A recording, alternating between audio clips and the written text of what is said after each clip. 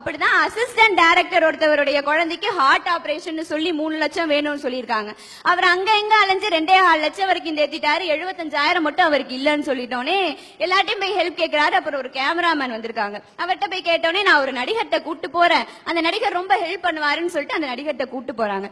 போனோடனே அவர் இருங்க கொஞ்சம் வெயிட் பண்ணுங்க, ஒரு 2-3 ஷாட் இருக்கு, நான் முடிச்சுட்டு வந்து உங்கள்ட்ட என்னன்னு பேசுறேன்னு சொன்னோடனே 2-3 மணி நேரம் கழிச்சு வந்தாராம். வந்தோடனே என்ன விஷயம் என்ன கதைன்னு சொல்லி கேட்டோன்னே அவர் சொல்றாரா, ஐயா கதை சொல்ல வரல, இது மாதிரி ஒரு அசிஸ்டன்ட் டைரக்டர் இவருடைய குழந்தைக்கு வந்து ஹார்ட் ஆபரேஷனா 75,000 வேணும் உங்கள்ட்ட ஹெல்ப் கேட்டு வந்திருக்காரு.